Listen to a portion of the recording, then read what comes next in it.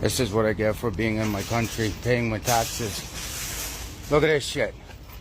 Look at this shit. Yeah, look at this shit, eh? Yeah, why? Why? You got 20 family members living in one house, getting paid from the government. What? They dropped you off here to do what? Exactly. Get the f out of here. Leave! Are you running? See? Yeah, there you go. Now, yeah? Swear at me. Yeah, swear at me. See that? She owns a Cadillac. Yeah. That was one of the issues I was having trying to find a place for us. Nico. If you're not Punjabi or a student, Yeah. trying to find a place is hard. It's reality of Brampton, eh? Yeah. It's tough, man. Even a lot of people come here. They just said, "Yeah, I've been trying to get the place," but it's like, No, you have to be Punjabi or Islamic or Yeah. you have to be part of that community or you're not allowed in that home. I get that, but it don't make it easy because I'm not religious and I'm white. Yeah, we got people complaining about immigrants, but we have Canadians doing this. Stolen bike. I don't know what the hell's going on here. Listen, the nepotism that is going on in Canadian hiring system, this shit needs to stop. These poor kids, these poor teenagers, they can't get a job for fucking shit. Like, they need to be able to have a little bit of pocket money too. I'm all for integration and hiring and all that, but you can't get in and then hire your mother, brother, sister, father, cousin, sixth, nth removed. It needs to be a fair fucking shot. When you create lack of opportunities for employment, kids like that reduce themselves to stealing shit. Or they get frustrated and just say, why bother even try? There needs to be a better hiring system in place. And I know a lot of these businesses are getting tax breaks for hiring immigrants. So maybe we start there and take that shit back. Toronto's supposed to be very multicultural. Let's fucking act like it.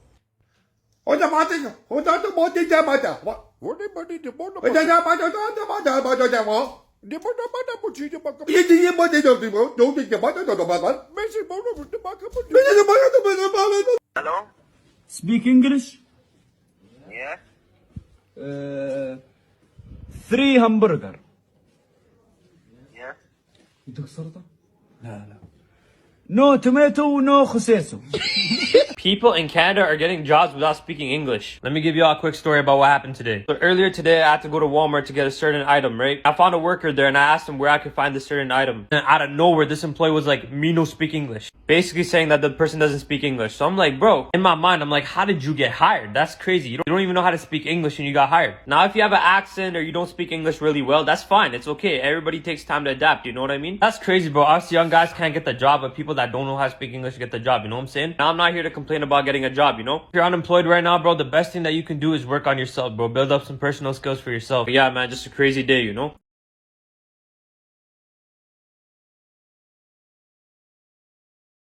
So guys, the Canadians are totally fed up. The Canadians are done. The Canadians can't handle this anymore. Indian fatigue in Canada. And it is giving them sleepless nights. Some of them are recording these Indians and telling them, go away. The Canadians can't handle them anymore. Indian fatigue is going beyond it's going beyond their imagination. I mean, the Canadians are seeing these Indians everywhere they go. The Canadians can't just stay alone like we are the Canadians. It is a must. Out of 8 Canadians, there must be 4 Indians. And Canadians are really, really fed up. We've seen these Canadians recording themselves, telling these Indians, go away, we are done. They are literally pissed off. They are angry with this Indian fatigue because they can't handle it anymore. The amount of immigrants, Indian immigrants in Canada is growing every day. And Canadians are not happy at all. They are complaining that these Indians are taking up their jobs.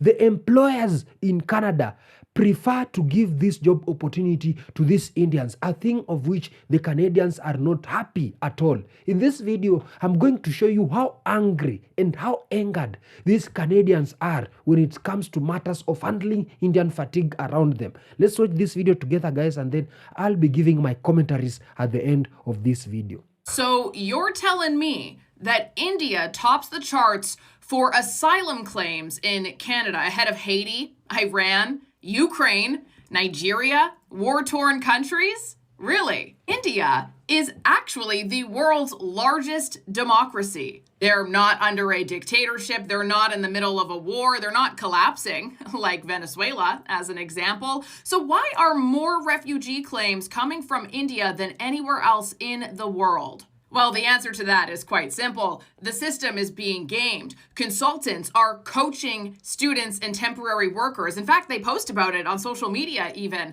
And when their visas expire, suddenly they're refugees. Hundreds of them, thousands of them, file identical copy and paste stories about persecution.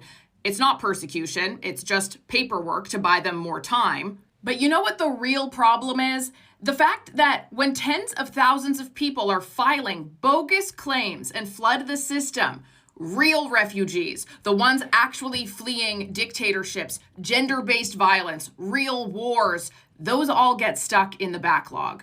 The biggest question here, though, is if they're bogus claims, why are they getting approved? And to be honest with you, most of them actually aren't approved. The majority do, in fact, get rejected, but the scam lies in here because the moment that you file that claim, you get years of work permits, healthcare, and benefits while your case crawls through the system. Winning asylum is not the point here. It's the prize of just filing for it in the first place. Nothing about this is anti-immigration. Everything about this is pro-truth, pro-Canada, and pro-real refugees. And if you can't tell the difference between that, you are not debating, you are gaslighting. I am Indian, lots of Indians in Canada these days, and white people are not happy about it. A lot of hate for us online. I don't know if you know. The most common hate I see online for Indian people in Canada is people saying that they don't recognize Canada anymore. They're just online like, I don't even recognize Canada anymore. I don't even recognize Canada. It looks like India. It doesn't even look like Canada anymore. It looks like India. I don't even recognize Canada anymore. Which is hilarious because when Europeans got here, they got off their boats, they looked around and they were like, hey, Indians. So arguably, Canada's looked more like Canada than it has in 400 years.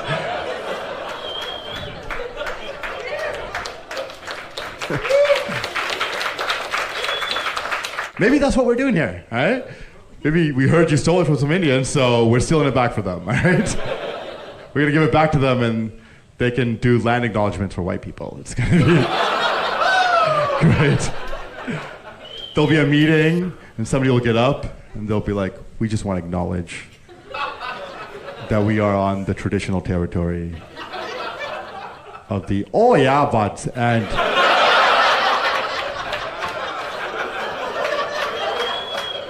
the unceded territory of the just Governor boys.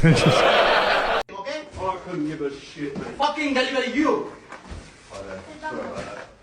You said me 17, again said me 19. Why you tell me lie? You first of all know 20. Come on, This is the location, Major Mackenzie. This location, every time we come here, and this guy is a lie, a bastard all the time. And the customers have every right, every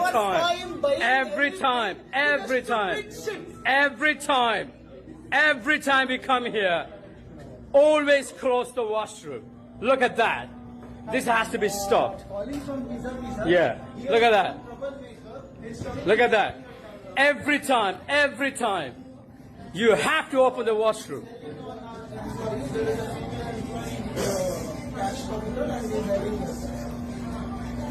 You have to open the washroom for the customers. That's what is a customer feedback. Every time you close the washroom. Yeah. Small steep tea with 1 milk. Just a translator. Oh. It's because like all my cousins came here and they first took over Canada and now they took over Tim Hortons and like honestly like I just want to make Tim Hortons white again. Hi, may I take your order? Hi, can I please get a turkey bacon club? A turkey bacon club? Anything else? No, thank you. This is the life of many young immigrant workers in Canada. They are not homeless. They are not addicted to drugs. They are simply exhausted, working extra hours just to pay bills and send support back home. You see them dozing off in, holding a tablet or phone, stealing a few minutes of rest. They're not lazy, they're carrying heavy responsibilities. On their shoulders, what they deserve is respect, kindness, and recognition for their strength. Whenever I see them, I feel deep appreciation for their resilience and sacrifice. Oh, look at that. Leave him alone. Leave him alone. Really? It's a free country. I can take the video I want. Don't touch my phone. Don't touch my phone. That is so unnecessary. He was working. So what? That is So what? I can take the video. So what? Don't touch me. Get out of his face. I'm Don't not touch me. I'm not Don't touch me. Don't touch me. My boyfriend is Indian. I don't give up to whoever you are. I can take whatever I want. No. No. No. You are working. Go, son. Fuck off. Go fuck yourself. Yeah, You fuck racist off. motherfucker. No, fuck you. racist You take the freedom of speech. You racist. Yeah, you fuck. You racist. Don't fucking tell me what to do. Yeah. Yeah. I can take whoever I want. Yeah, fuck you. Don't touch my phone. You touch my phone. I can take whoever I want. I think we need to have this serious conversation all across the globe. I live in Canada, and the anti-immigration sentiment is growing and growing and growing. And because we are seeing what that is causing in the country below us in the United States, and because it is happening in the United States, it's going to fuel and empower a lot of people and politicians all across the globe to start having these same sentiments towards immigrants. Let's talk about immigrants for 1 second. Number one, full disclosure, I came to Canada as a refugee. In a manner no different than most illegal people come to other countries in the world. Me and my family had nothing but a bag of clothes to our names. We lost everything back home, and we had to leave because we had to leave. Because if we had stayed, I, or at least my parents, would probably not be with us in this planet anymore. Second disclosure, if immigrants themselves scare you, people who wear different outfits, people who wear different headdresses, or people who are of different skin colors, then that is something that you're going to have to unpack for yourself. Other people across the world do exist. This is why it's important to get out of your country, to travel, to explore, to meet other people that don't look like you or think like you. I'm gonna add one more asterisk here. I'm not going to say that every single immigrant and or refugee that comes to a country is a good person. There are bad people everywhere, including in our own countries, including people that speak your language and look like you. Otherwise, crime wouldn't exist in our countries. It's not convenient that all the crime would be attributed to the immigrant, when crime has existed in every single nation across this globe, even before mass influxes of immigration were present. So now, with all that being said, what you are really upset about is that you're not seeing your country getting better and improving financially. The majority of people who immigrate, they usually come seeking a better life in nations that are more financially stable. Now, the reason that those nations are more financially stable is because of years of oppression. For example, in Canada, majority of people live paycheck to paycheck. So we're already being extorted. We don't receive the fruits of our labor. Like, yes, we have a lot of perks that many other countries don't have, without a doubt. We can't not be grateful about the things that we have. However, in the grand scheme of things, it makes no sense that we as citizens wouldn't get more money and more resources because we do all the labor, but they're keeping all of the profits. Corporations, billionaires, they don't pay taxes, or they do whatever the fuck is necessary to pay a minute amount of taxes. When you and I can't even miss one single payment without the government coming at us, if we miss a bank payment, then we're completely fucked. And those other people, those corporations and those billionaires, are the ones who lobby so that laws and regulations get passed in government to benefit them and not us. Already, I hope you're starting to see where the root of the problem is in all of the places around this world. On top of that, our nations depend on the resources of other nations. And what they do is they go and exploit those nations and take whatever the hell they want from those nations, or destabilize their governments, or exploit them for cheap labor, including child labor. That leads us to nowadays, because this has been going on for decades and decades and decades, and it leaves these nations that are supposed to be economically more viable, still with the majority of their population not having enough funds. And then because of the extortion and the awful things that they have created onto other nations that don't have as much, those nations and the people in those nations have absolutely no choice but to seek a life for themselves and their families elsewhere. If they don't, they'll die in their own countries. You will do whatever you have to do to preserve your family. And if you tell me you don't, you're just a big filthy fucking liar, and I hope to God you don't have to experience what it's like leaving a country. When you have to and are forced to leave a country, it's the worst experience of anybody's life.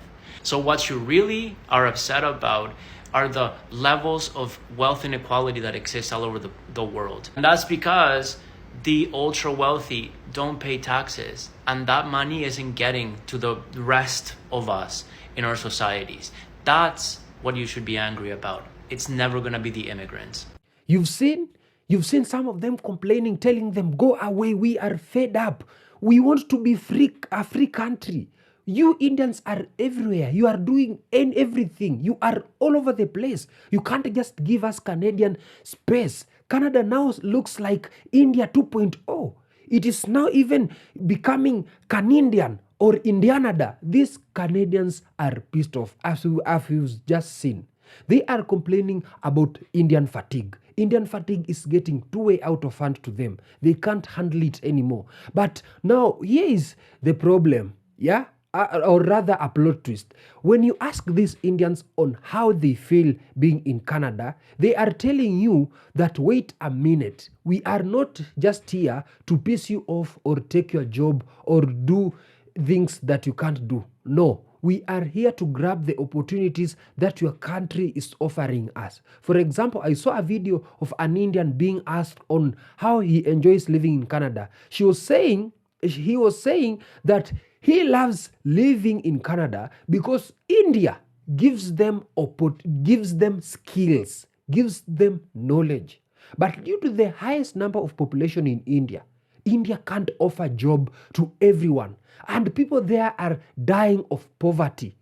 Children are dying of hunger. Families are going separated because of the massive poverty in India. That is why when they come to seek asylum in countries like Canada, or when they come as students in Canada, they see these small job opportunities there. So they won't allow those opportunities to just slide like that. That is why they are willing to work in subsidized pay or low pay to handle these jobs. They are willing to work at a low paying job just to have something they can send back home, just to have something, to collect something at least they can handle. But now these Canadians are complaining because some of these employees are employing these Indians. These employers are employing these Indians.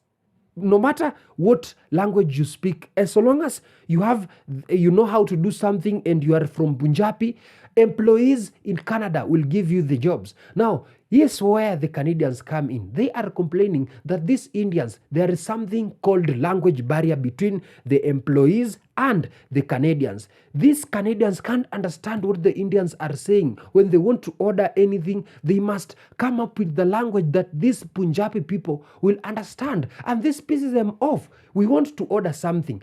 Then we should look for a translator to tell them what we want, really, and we are in our own country. Why can't we Canadian open our own shops? And even if we open our own shop or vendors or mats, these employers will look for these Indians because they are paying them less money, because these Indians are willing to work at a very low pay.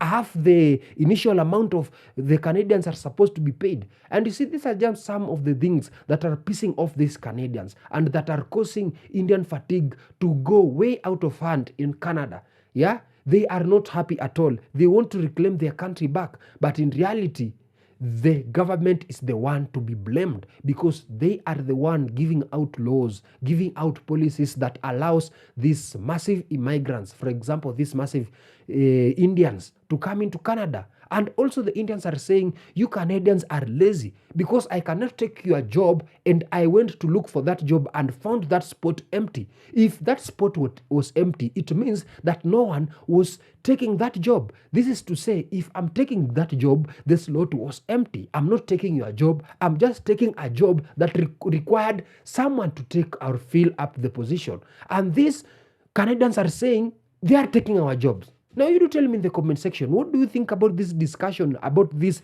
Indian fatigue issue? Is it going too way out of hands, or the Canadians are just pissed because they don't want Indians in their country, or these Indians are really, really doing wrong things in their country? Tell me what you think, guys, in the comment section. Let's have a discussion and see you in my next episode. Adios.